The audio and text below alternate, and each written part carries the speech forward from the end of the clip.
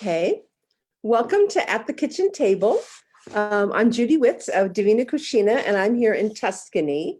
And my guest this evening is Helena. How do you say last name? Kyriakides. Kyriakides. Kyriakides. Accents are always so hard. So welcome. It's so nice. We've been kind of like Facebook friends and Instagram friends, and I was just trying to think. I think I probably met you through Akasha. Yes. Yeah. Absolutely. So you're from London? Yes, I'm from London, born and bred. And when did you move to Italy and why? I moved. I moved to Italy in 2000. Uh-huh. I'd met my now ex-husband, Uh-huh. and yeah, I'd kind of met. I was living in Switzerland at the time. And I was kind of a bit bored with what I was doing in Switzerland. You know, nice company, it was good fun. I just kind of got a bit bored, and I thought, you know, I'd quite like to go and learn Italian. And then, lo and behold, at a trade show, I met this Bolognese chap, and yeah, kind of, you know, things developed, and I came and did a language course, which I'd been wanting to do for years. And so I spent 4 months in Bologna doing a language course and ended up staying. That happens, right? Yes, it does. And did you find a job right away, or did you have to recreate yourself? We're all talking about now how COVID has given us also a chance to have like a renaissance, right? A renaissance. Honestly, I didn't find a job straight. I mean, not the kind of job that I was looking for straight away. I'd been working in marketing and communications. I was young, I was 30. And I was kind of looking for, you know, quite a high profile job, I guess, because I'm quite ambitious. And I was finding it really hard, even at the time, to find something that, you know, that suited me. So I was doing some consultancy work for the company that I'd left, and I was teaching English and doing translations and just sending out CVs. And after I think it was about 9 months or so, I kind of got 4 job offers in the space of 2 weeks. Wow, amazing. So, you know, really good job offers as well. And so I was kind of like, oh my God, I don't know what to do. But did you also find it hard? One of the things, I also came when I was 30 to study Italian in Florence. Yeah. And the thing that I find is really hard, you're already like pretty established in what you're doing. And all of a sudden you can speak like a 3-year-old. Well, actually 3-year-olds can probably speak better than you can. And it's hard to step into a level that you kind of are used to. It's like starting over again. Yeah, I think that was one of the reasons why I really wanted to do the language course, was because you know, I have a degree in languages, and so I'm a bit of a grammar Nazi and quite sort of obsessive about language and being able to speak and write properly. And at the time, I just thought to myself, if I'm going to look for a job, then I really want to be able to hold my own in an interview. I'd really want to be able to speak, you know, at least write decently. But at the same time, I was kind of going for jobs that were fairly, you know, international. And so I was very lucky to already be able to speak other languages. And so Italian, honestly, you know, while it was challenging, it was much harder than I'd originally thought. Honestly, wasn't such a huge challenge to be able to speak quite fluently. Work-wise, yeah. Because they were looking for you as someone who was an expert in English and other languages, more than being an expert in Italian. Yeah, exactly. Mm-hmm. So you know, I ended up working for Lamborghini. Oh, that's not bad. No, as international event manager. And so I worked for them for 10 years and then did another 2 years consulting. Mm-hmm. And so that was, yeah, very, very international. And when did you make this switch like to food? Was that kind of part of like event planning too? It kind of was just a natural. I came from food originally. Okay. So basically after I graduated, I did a few kind of sort of temporary jobs until I kind of fell into what I wanted to do. I always knew I wanted to do marketing and communications. And so I started, my first kind of proper job out of university was with Pret a Manger. Okay. I don't know if you know Pret a Manger. They're kind of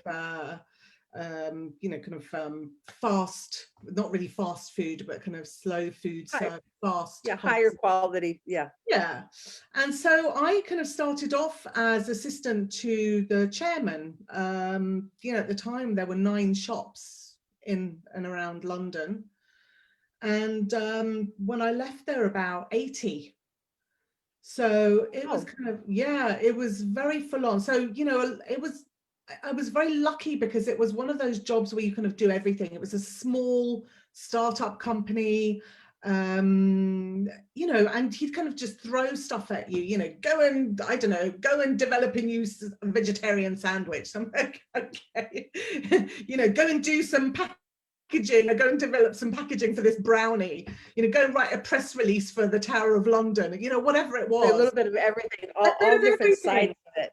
Yeah. And it was really exciting because he was very, the kind of what I feel is a true entrepreneur, very kind of thinking out of the box, not a control freak at all, in the sense that he had a lot of trust in the people he chose to work with him. And we had a kind of, had a lot of freedom to do things the way I wanted to do, obviously, with approval, but it was very creative, both on a kind of, to be at the beginnings with someone and see them grow. It was wonderful. Yeah. Honestly, even today, I still see Julian, who's the, who was the chairman. When I kind of go to London, which hasn't happened now for a while, but, occasionally I'll go and have a coffee and say hi and, how are you doing? And it was amazing to see somebody work like that and, build this business which was founded on passion, really, and a kind of niche in the market at the time. So I came from that, from that area, that sort of that food development and whatever, marketing, communications phase. And then I got headhunted via somebody I knew in Switzerland, of all places, for another startup company, which was it was how can I put it? It was part joint venture, Nestle and private investors. And it was for a French fry vending machine. So, so this kind of, far cry from, what Pret a Manger promoted, organic and small companies, to going to this kind of big multinational setup or corporation. And I was there for 6 years, again, doing marketing and communications. So yeah, I don't call that real food. That was kind of, fake food, if you like. That's a job. That's a job. A job, exactly. And then I fell into, the car industry. And I think that was partly because Bologna, or in Romagna, we had a lot of, sort of fast cars. Was it, yeah, the slow food and fast cars, right? The slow food, exactly, the slow food and fast cars. And when I'd applied for all these jobs, the 3 companies who wanted to hire me were Ferrari, Lamborghini, and Ducati. Wow. Yeah. And so it was, and then a conference company. And so I ended up working for Lamborghini due to this kind of childhood memory that I'd have of Lamborghini parked in Hampstead High Street in London. And every weekend we'd, with my family, we'd go off to Hampstead High Street and have a coffee, or a hot chocolate or whatever. And I remember this cafe, there was always a yellow Lamborghini parked outside, and every weekend, every Sunday afternoon at 4 o'clock, this Lamborghini would rev up and drive off. And and so kind of Lamborghini kind of stayed in my head. I was only a little girl, but I just kind of remember, kind of the sound of this engine revving up. And so when did you decide to really kind of make Yummy Italy? So I really decided to make Yummy Italy when after I had my son. So I was working at Lamborghini. I was doing this very, very high profile, if you like, very stressful job. I was traveling, a lot. I was kind of gone 2 weeks, Wow. even more, a month. Mhm. And then I had this baby, and I was like, what do I do? What do I do with this baby? And the baby, honestly, was a surprise. I kind of hadn't really thought of myself as a mum. I was very kind of career oriented, and I kind of started working when he was 8 months old. I sort of went back to work when he was 8 months old, and I just couldn't cope with the stress of having this job which demanded me to travel. And I just kind of said, look, I can't. I just need to be able to stay put for a while and maybe kind of reorganize me. And after 3 years of kind of toing and froing and having 2.5 hour journey back and forth, Wow. and some travel, and really not seeing him very often at all, one day I just he was sick and I was sick, and and he was crying out for his nonna, and I was like, okay, so is this what is this what my life is going to be? Is he going to know me as my mother? Because I had come home and he'd be in bed. I'd leave in the morning, and my mother-in-law would come, or I'd have to take him, and I wouldn't see him. And so I just kind of thought, well, I'm just going to have to make a decision here. And so I left, and then I kind of thought, okay, I've got to reinvent myself. And so I reinvented myself, organizing events. And but again, all over Italy, so I kind of hadn't thought, okay, I need to be able to do something locally. It didn't kind of happen like that. I was like, oh, I've done events. I know all these kind of wonderful event locations all over Italy. And then after a few events, I'd had people contact me privately, just saying, oh, we came on this event with, I don't know, Audi or Bentley or whoever it was. Would you be able to organize something for a small group, or I've got, I'm getting married, there's only 12 of us, would you be able to organize something locally? And so it kind of really happened like that. And then I have a very good friend who you no doubt know, Alberto Bettini from Amerigo, the restaurant in Savigno. And he kind of just started asking me to, host some of his guests. Oh, fabulous. Great connection. Yeah. Yeah, and I'd been going to the restaurant because it's very close to where I live. It's about sort of a 10-minute drive.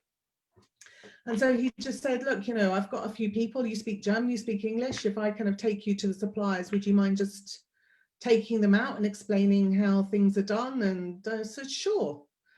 And it kind of just, it sort of came from there, really. It wasn't a conscious decision. It just kind of happened a little bit by Something chance. that just grows naturally. And it's so great when you hook up with the person, like they always say, like play tennis with someone better than you are, right?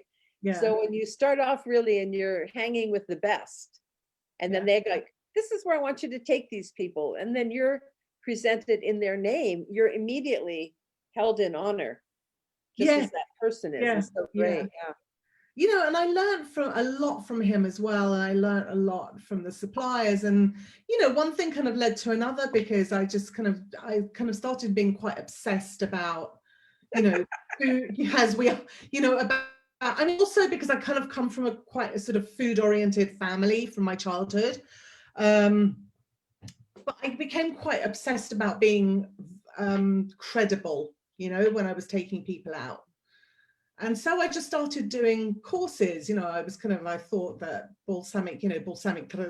traditional balsamic vinegar was fascinating. So off I went to do a kind of 6-month course with the consorteria. And then I was like, okay, this is really interesting. I'm really enjoying doing the studying and, going deeper into the subject. And then I went off and I did a sommelier diploma, and then I did a cheese tasting diploma, and then I did olive oil tasting courses and chocolate and coffee, and and then I kind of crowned it all, I think not last year, the year before, with a with a course with the Italian Association of Tasters as a taste judge. So you kind of go down this rabbit hole, don't you? Yeah, I found I took because I came so I was a pastry chef in a 5-star hotel. So I Yeah, came from this food and wine thing, but I didn't have that vocabulary because yeah, I studied French and I came here and couldn't speak Italian correctly. I mean, just started from nothing. But when yeah. they teach you in language school, you don't get professional terminology and you don't get a lot of food terminology. So by taking the classes too, then I found that really gave me the vocabulary to be able to speak, like you say, with the producers, with the artisans, and to connect with them on a very personal level, as opposed to just being another guide who takes people somewhere. You have a bonding with these people because you become friends, Yeah, they've all become friends, and I think that's what a lot of people appreciate when they come, is the kind of is the fact that they're not considered tourists, they're considered guests, if you like.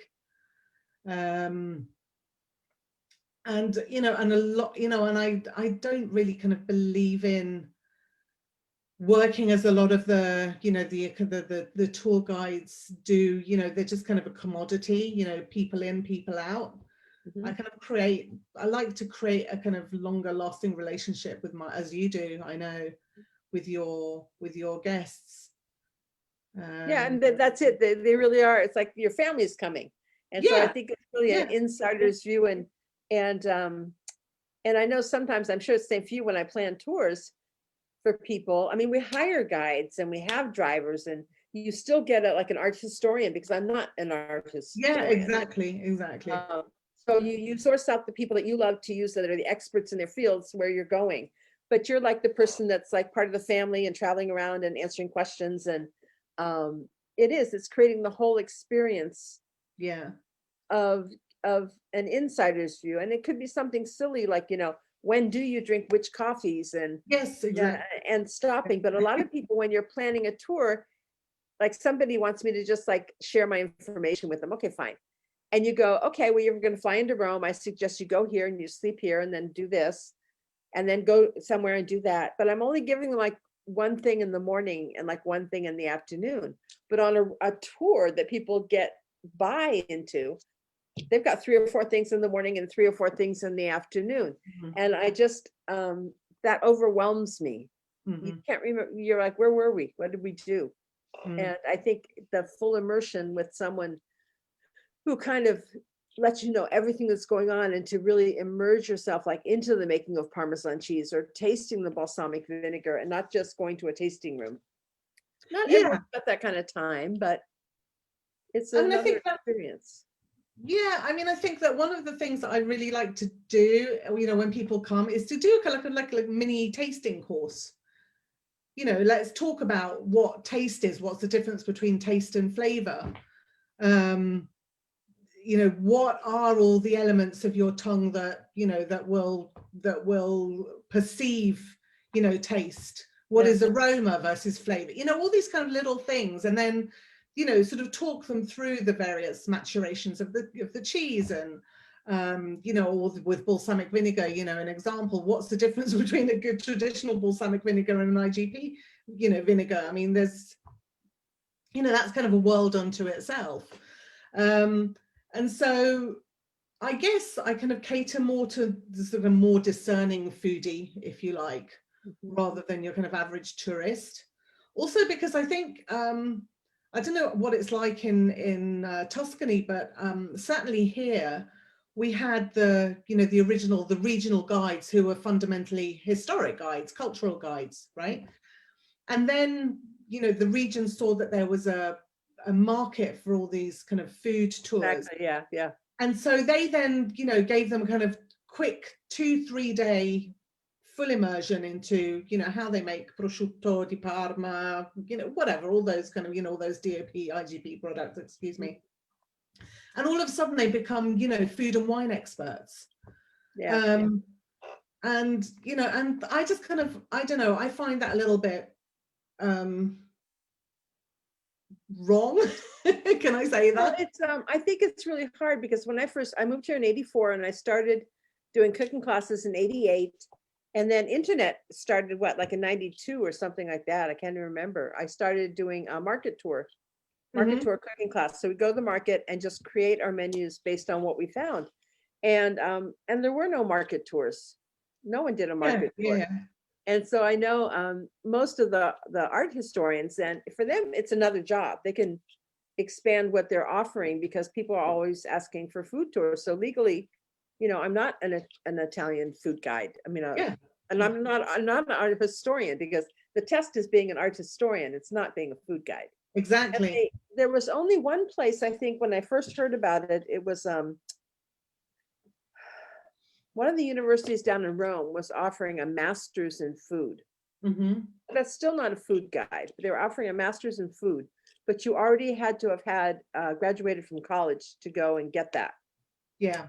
And I was an art major in college and never graduated. I went for 6 or 7 years because I did photography and ceramics and soft sculpture, and there was no need for me to graduate. I needed to take like algebra classes. I was missing like 3 classes in the sciences, math and sciences.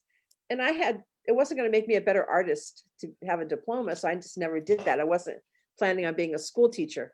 So by the time I got here, I didn't have a college degree, but I had worked in the industry for like 10 years, So it's just, that's whatever. That's Italy.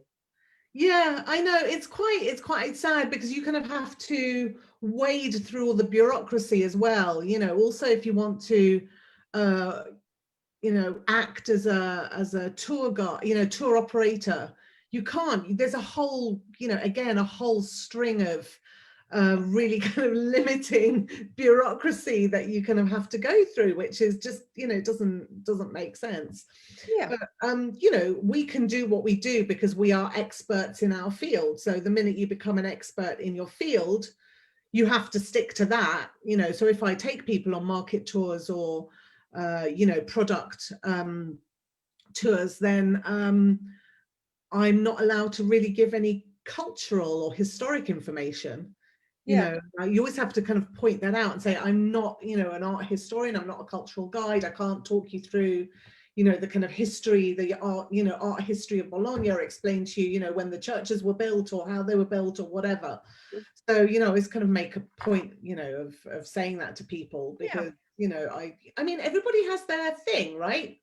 But I usually, that's what I do too, because I travel all over Italy, or I organize the tours, but then I use, bus companies and travel agencies and tour guides. So when I go to a place, when we're in the actual city, I always get a tour guide, and sometimes we'll tag team. Because they don't have the food expertise. But they definitely have all the trivia and all the art history, which makes it such a better tour, kind of, when you can share all that. It makes it longer, and but that people come so far, and it's so hard to not give them that full experience. It's they need to have time to do it all. I know. I mean, I think that Bologna, especially Emilia Romagna in general, is quite overlooked. From a tourist standpoint, definitely. Even the people are kind of starting to wake up now. That the tourist board has done quite a lot of work promoting the region. Well, the airport is lovely. Yeah, the airport's become really, really nice now. They've done a good job. You heard they're closing our airport for like a year. I don't forget how long. They've closed our airport now because they're redoing the runway. Okay. No, I just going to go to Bologna or Pisa. Oh, right. Okay.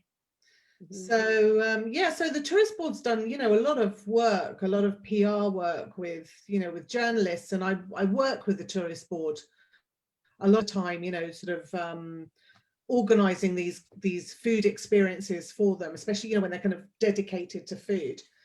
And so people are starting to kind of come now just to Bologna for the food experiences. I think I've also, because I see things that come through what are they calling it, the Food Valley or something? The Food Valley. Yeah, they've done really good PR work on all that and getting the consortium information all out there. And I know they've done that. I mean, they've done a lot of work. The only problem was when did FICO open? 2017. And so a lot of their budget, I would say the most part of the budget, was then allocated to FICO. And we don't want to go there, do we? Sorry? We don't want to go there, do we? talk about No, that? I've been a few times, but necessity more than anything I else. mean, I love when it's available at Italy anyway. And I went to the first one in Torino, and they're fascinating. The Torino It's one is very amazing. I mean, that's kind of like your kind of benchmark. in the old factory. Yeah, it's really lovely, and it's beautiful. And for me, it's so fabulous to get regional ingredients Yeah. from different regions, because the thing that I was always crushed by was that you only get Florentine, Tuscan food in Tuscany, and sometimes I can't even get a product from Siena and Florence, and so the limited supply sometimes is hard when you're used to growing up internationally, especially. But within Italy, we have so many incredible food products that with Italy, you can get a Sardinian cheese, you can get some special tiny little producer from Bologna.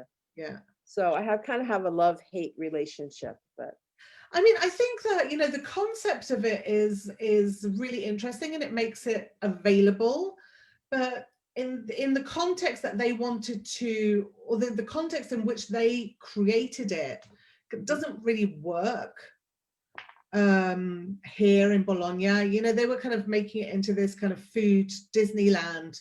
yeah, busloads of people and stuff. With busloads of people, which never happened. Yeah, I remember when they first opened, they offered a free bus, like from the train station. Yeah. And then that went away. And it's just like, they had the kind of conference room. I mean, from an architectural viewpoint, have you been? No. Okay, from an architectural viewpoint, it's stunning. It's really beautifully done. But it's huge. They've got the conference rooms. I've been to quite a lot of press conferences there. And so from that point of view, it's useful in it. Functional, yeah. Functional, yeah.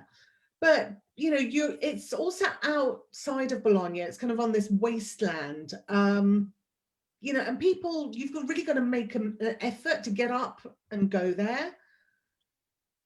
So you've got this, small Parmigiano making area, so you can go and see that. And they've got a few cows sitting outside, and a few sheep, and they've got a mozzarella making area, and a barista, coffee roast. I understand the whole idea with like it'd be great for school field trips and a touch of basic things. But if I'm bringing people out to Bologna or to Parmigiano and stuff, I want to go to Parmigiano cheese. Well, exactly. Yeah. To support the local artisans. So it's a catch-22 kind of thing. It is I mean, I think it would work if you've got a busload of Japanese who are traveling, I don't know, from Florence to Venice. You do a 2-hour stop at Fico, and you've kind of seen it all. But the sad thing is really that it kind of didn't really promote the artisans, because the artisans couldn't afford to rent space there. And so it kind of really defeated the object. Yeah, the concept is really good. And the Italy grocery stores, they're great places to buy things. I enjoyed I've been in Rome, of course, Torino, Bari.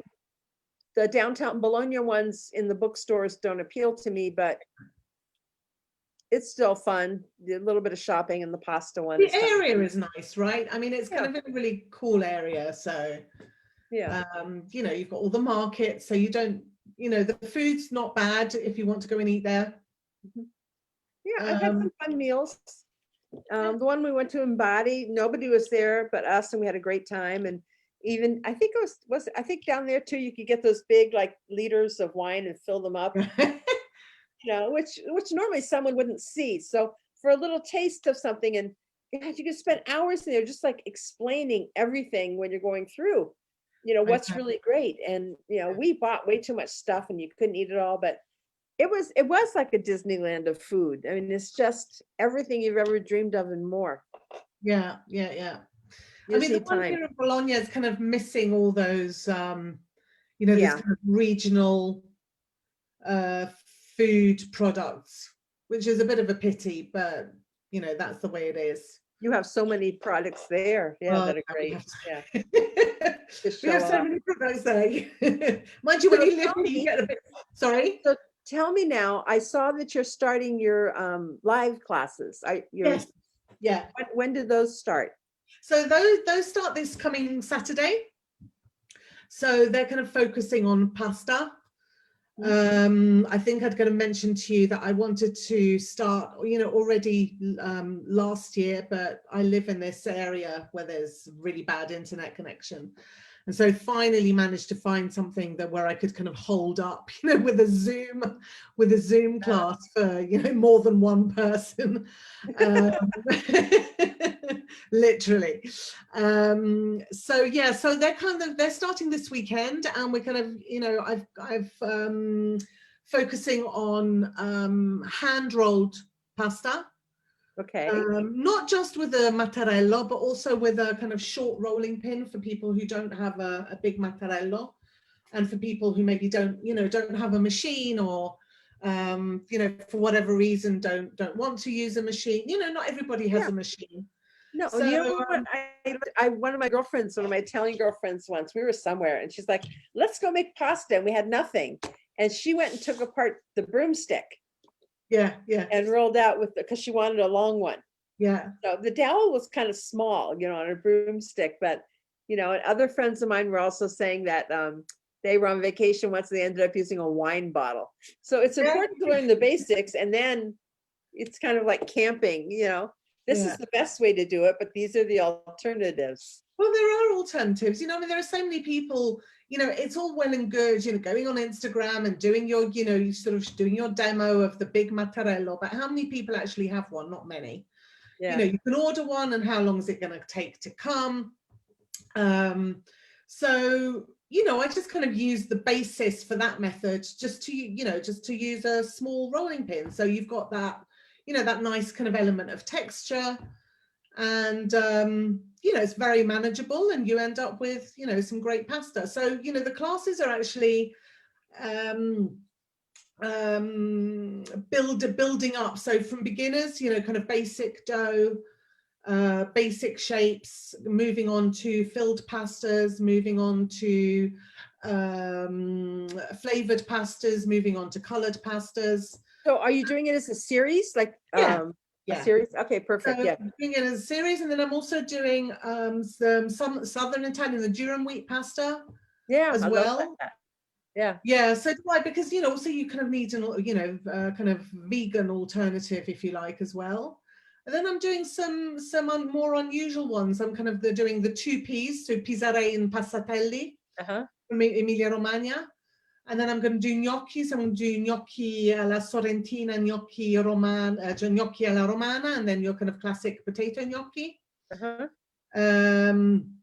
So you know what I found too? I just have flour and water pasta, and I did in Tuscany we have pici. And then like Sicily has the bussiate, and orecchiette and cavatelli and stuff. And what I found was that almost all my clients are American. Was the problem in getting the correct flours. And labeling, because here,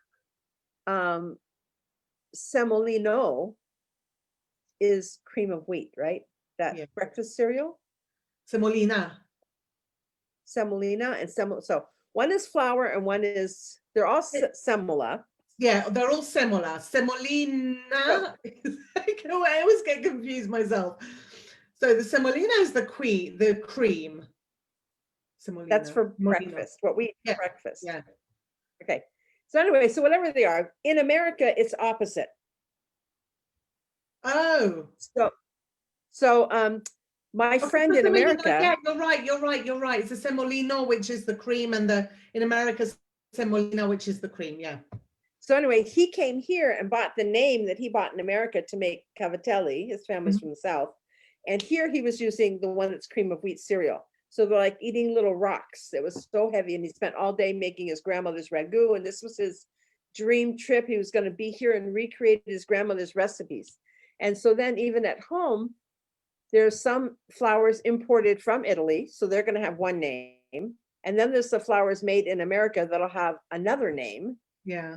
And then I had a private class where there were friends cooking, and one ended up buying technically what's bread flour, and the other one had cake flour. So neither of them got the right flour. So it's that's a challenge.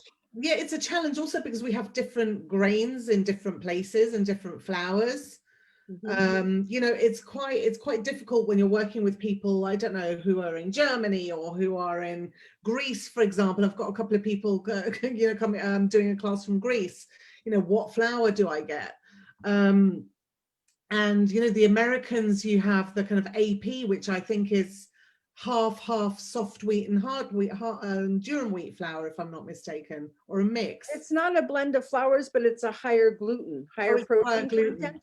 So that's just it. You're going to get anywhere from like all-purpose flour might be 12 to 14 Yeah, in the protein. But yeah. even now, when I've gone back, as soon as we had all that, the first pandemic, I mean, in my little supermarket, like co-op grocery store in Florence in Tuscany, um, the flour section was okay. I could get a mix of different flours. I get 00 and I get the one from Naples and some mixed grains. And after then, of course, all the flour disappeared, right? Because Yeah. everyone was afraid they weren't going to get bread. And all of a sudden now we have about 5 times as much flour now in the grocery stores of different choices. So some are with the, you know, the W120 and that.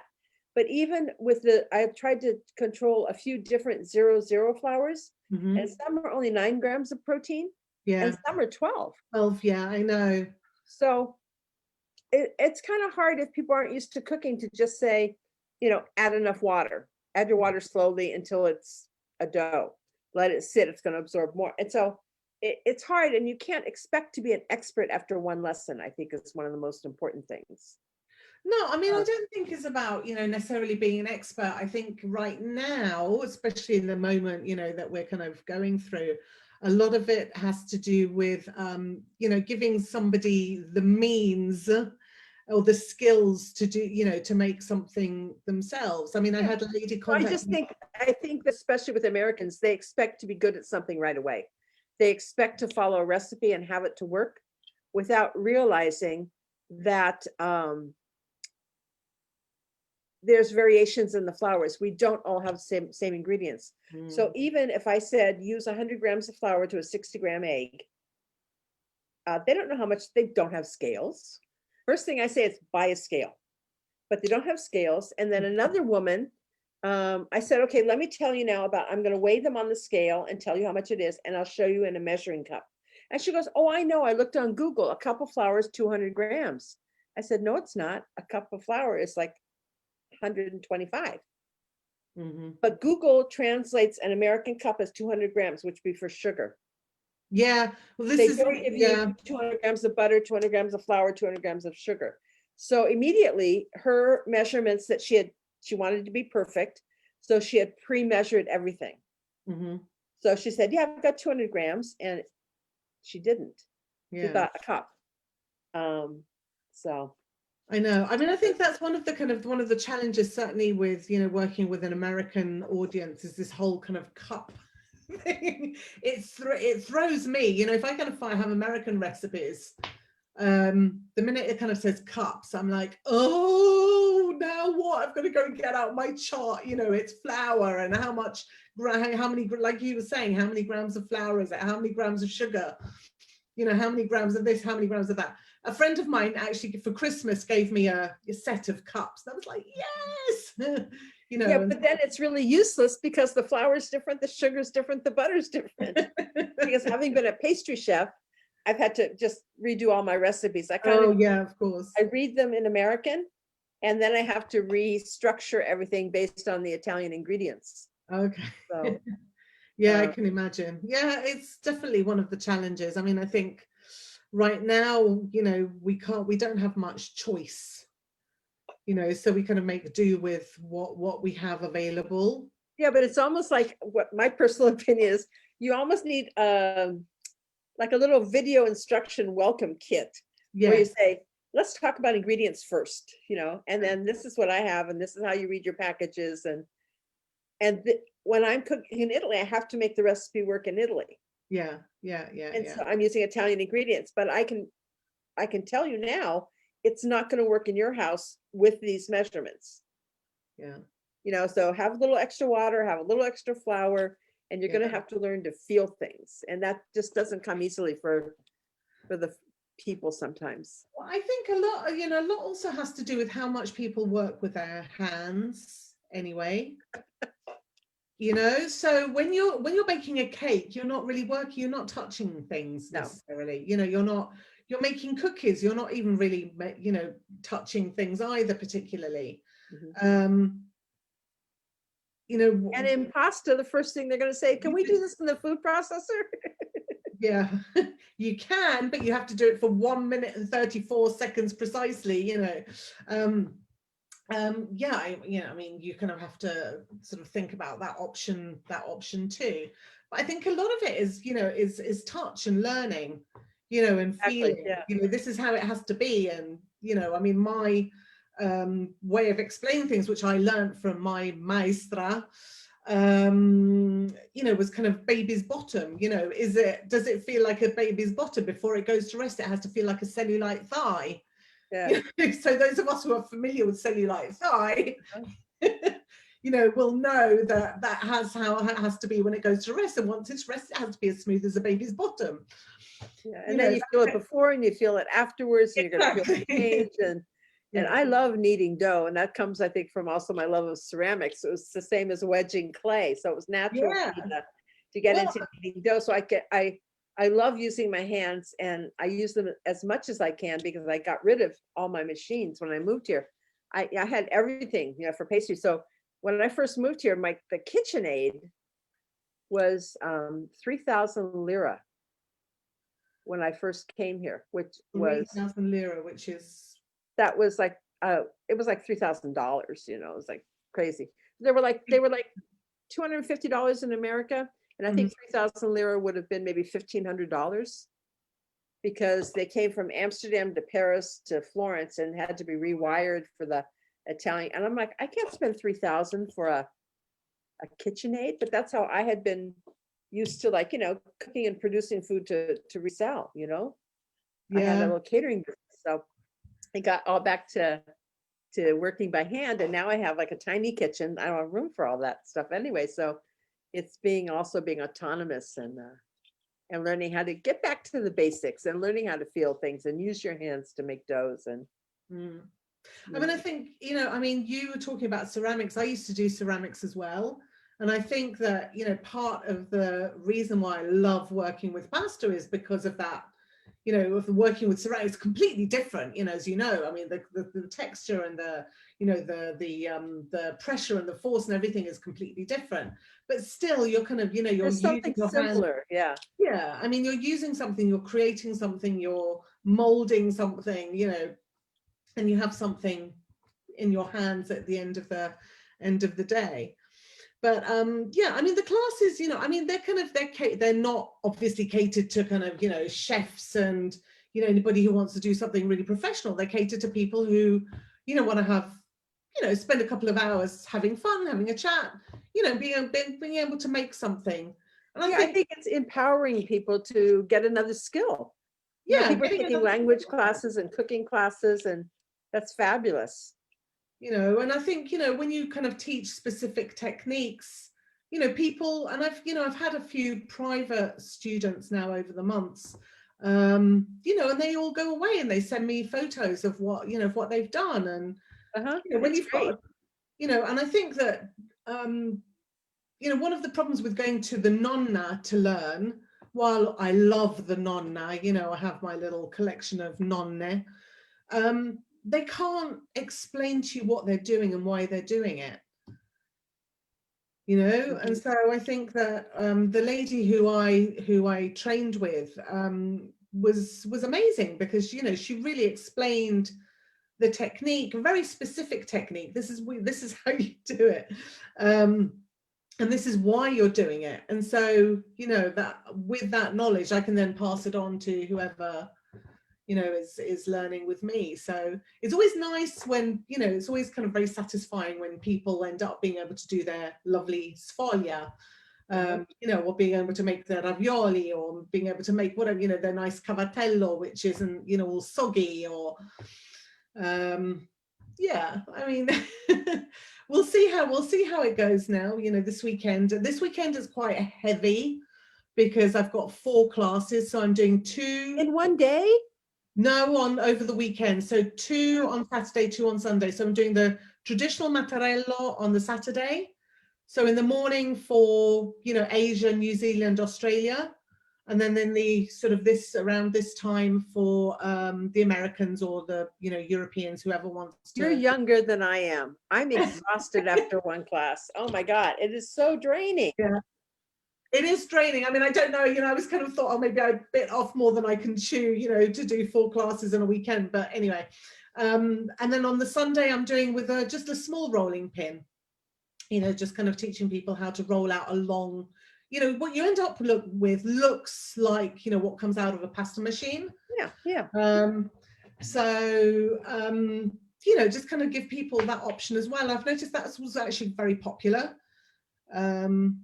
But probably more realistic for a lot of people that more realistic. Don't have they don't have the wooden pasta board to roll things out on, and they may have tile counters and exactly. Yeah, it's a lot of things to think about, all the little details to make something perfect, And it does. I always tell them, don't expect to be perfect the first time, Mm.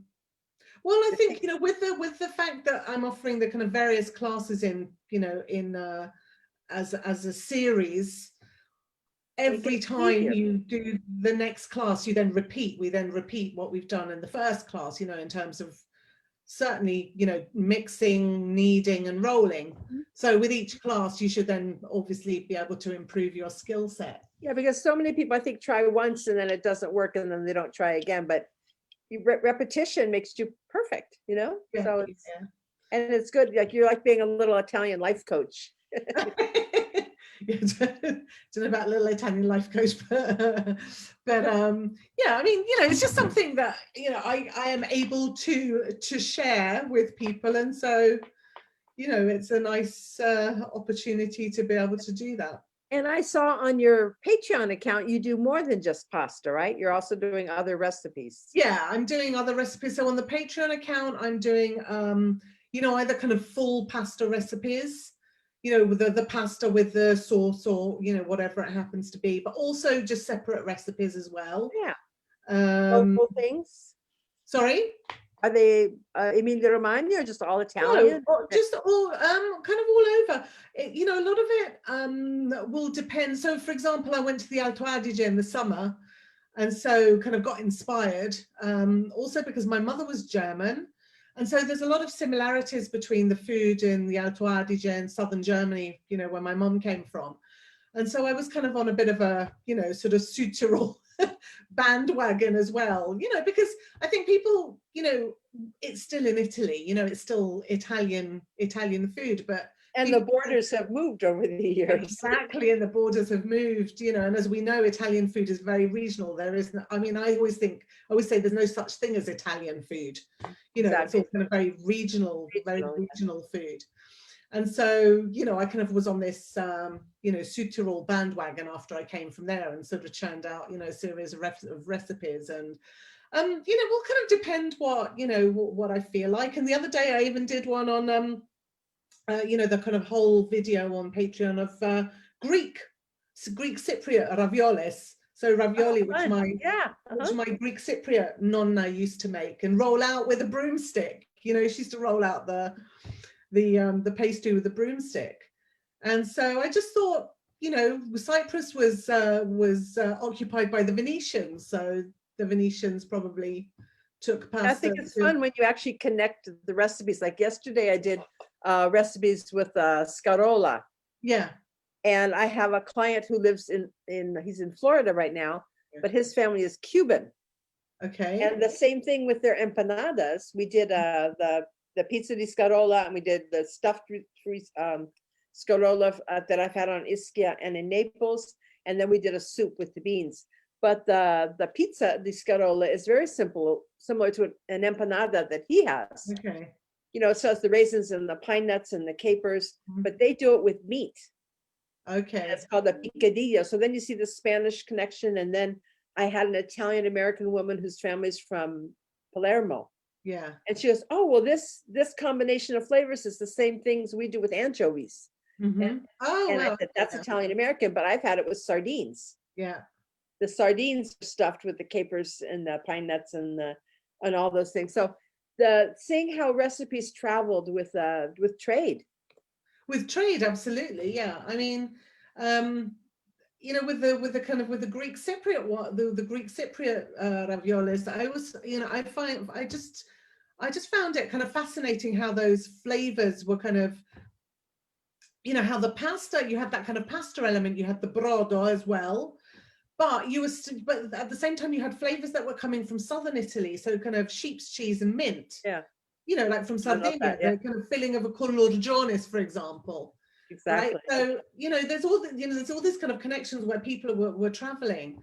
And there are a lot of things that I kind of find really fascinating about the kind of flavor combinations that you find in certain areas that you don't find, so for example, in Sicily, you kind of have this, quite sort of African influence, with the spices and the kind of mix of the, the sort of the fruity or the sweet and sour, sweet and spicy flavors, which are quite sort of typical of the Middle East. And I just find it, there's always something to discover and investigate, also kind of on a historical basis.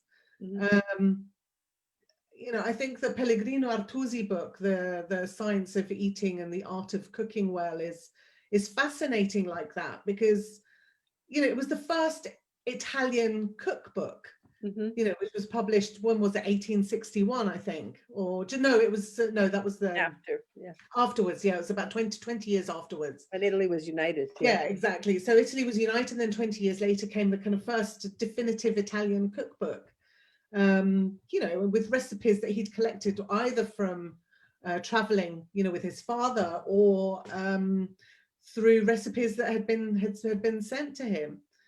And when you talk about Italian cooking, I think that abroad people don't, people can have this concept of Italian cooking, but here in Italy it doesn't exist. I mean, like you were saying earlier, yeah, I mean, it's like you were saying earlier, you go to Florence, you can't even find, your Sardinian cheese.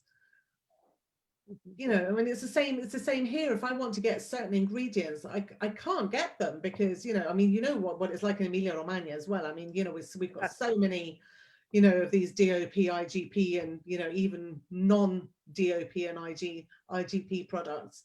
And sometimes, honestly, I mean, I don't know about you, sometimes I get quite frustrated. I'm kind of like, okay, I've done mortadella now, I'm kind of good with mortadella, I want something else. Yeah. So. Oh my God, I'm exhausted thinking about your weekend. Yeah, don't think about it. I mean, the first class. Time for a nap. Sorry? You have time for a nap. I have time for a nap in between. So the first one is at 10 o'clock on Saturday morning, and we finish. Oh, that's not so bad. Yeah. Yeah, 10 o'clock on Saturday morning, finish about midday, and the next one is at 6 o'clock in the evening. So, it's kind of more than anything is organizing the kitchen, and kind of setting up the camera, because there's not much space to sort of set up, and doing the pasta part and the cooking part, and I'm kind of there tearing out my hair going, oh my goodness, but when I'm doing the sauces, then my pasta, the kitchen's going to get humid, and my pasta's not going to roll out properly, and it's going to get going to get sticky.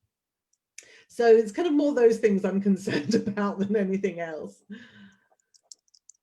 Okay, well, that was fabulous. Thank you so much. Good luck with all your classes.